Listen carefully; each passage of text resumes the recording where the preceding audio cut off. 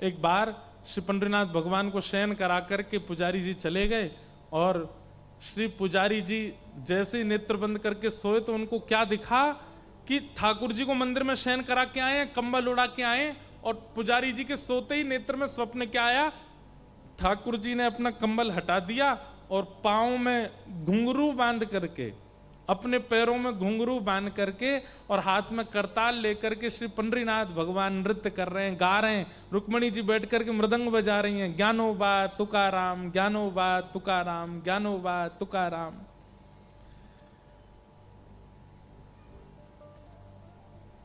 ये दृश्य देख करके पुजारी जी व्याकुल हो गए, बोले मैं ठाकुर जी को सुला के आया, ये कैसा सपना आया कि ठाकुर जी सोए नहीं है।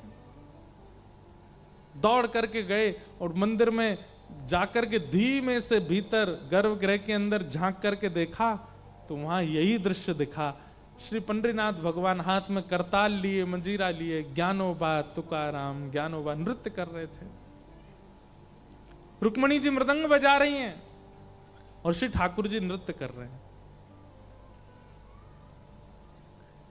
पुजारी जी ने तुरंत प्रणाम किया, जय हो पंडरीनाथ। ठाकुर जी तुरंत स्थिर होने लगे, अपने स्थान पर खड़े होने लगे, बिल्कुल स्थिर। बोले अब मत होइए, चोरी पकड़ ली हमने, अब जैसे हो वैसे ही रहो। ठाकुर जी बोले आप क्यों आ गए?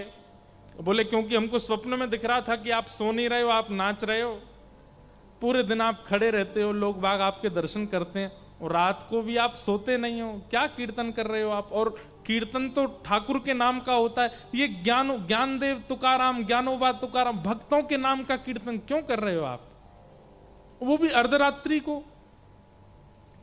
ठाकुर जी बोले मुझे इनकी बहुत याद आती है, इन्होंने मेरे को इतना गाया, मेरा इतना कीर्तन किया कि मैं स्वयं को रोक नहीं पाता इनका कीर्तन करने से, इसलिए करताल लेकर के पूरी रात में अपने भक्तों का कीर्तन करता हूं। पुजारी जी बोले एक बात बताइए, भक्त तो आपके बहुत सारे हुए, लेकिन आप केवल ज्ञानोबा तुकाराम ही क्यों? ये दो मतलब आपके ज्यादा प्रिय हैं। श्री ज्ञानदेव जी महाराज और श्री तुकाराम जी यही आपके अति प्रिय हैं। बाकी के इतने सारे भक्त हुए, श्री नामदेव जी भी हुए और उत्तर भारत के कई सारे भक्त हुए, अष्टसखा हुए, ये सब तुलसीदास जी महाराज आदि, इन सब का किसी का नाम नहीं, ज्ञानोबा तुकाराम। ठाकुर जी बोले भक्तों की यदि गिनती की जाए तो मेरे अवतार कम पड़ेंगे, भक्तों के अवतार ज्यादा हैं।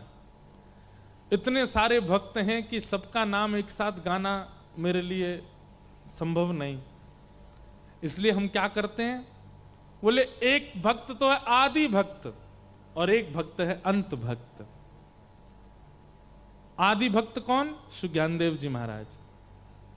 भक्ति काल, भक्ति शतक आया था भारत में, 100 साल केवल भक्ति हुए थे।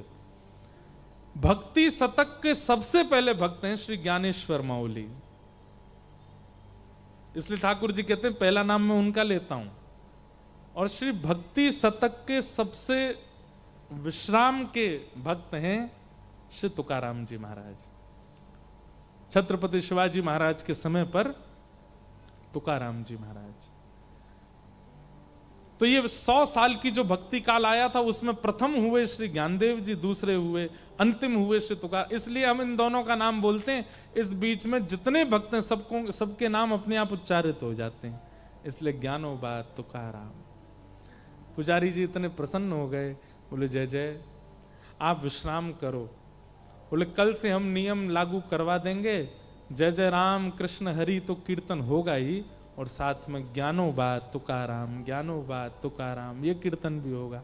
तो जब हम राम कृष्ण हरि गाते हैं तो हम लोगों का मन नृत्य करता है, पर बीच बीच में जब ज्ञानोबा तुकाराम गाते हैं तो श्री पंडरीनाथ भगवान नृत्य करने लगते हैं, आनंदित हो जाते हैं, मेरे भक्तों का नाम गा रहा है। एक बात कहें, कभी कोई अपराध आपसे बन जाए, कभी कोई पाप आपसे बन जाए और आपको उसका भय लगता हो कि नाथ मुझसे ये गलती हो गई, अब इसकी मैं क्षमा कैसे मांगूं, खूब सारे भक्तों का नाम कीर्तनबद्ध करके ठाकुर जी के आगे गा देना। खूब सारे भक्तों के नाम कीर्तनबद्ध करना। हम लगे हैं, आज ही हमारे मन में ये भाव आया कि एक कीर्तन ऐसा बनाएं जिसमें केवल भक्तों के नाम हो और भक्त नाम कीर्तन करके ठाकुर जी को प्रसन्न कर दो। कभी कोई अपराध बन जाए, वो भक्त नामा, वैसे तो भक्त नामावली है हमारे भक्तमाल जी में भी गाई जाती है, ब्रज के रसिक संत गाते हैं, भक्तों के नाम गाते हैं, पर एक सहज कीर्तन बनाने का मन है कि एक कीर्तन ऐसा बनाएं कि कभी ठाकुर जी के सामने बैठ करके गावें, ठाकुर जी प्रसन्न हो जाए। तुकाराम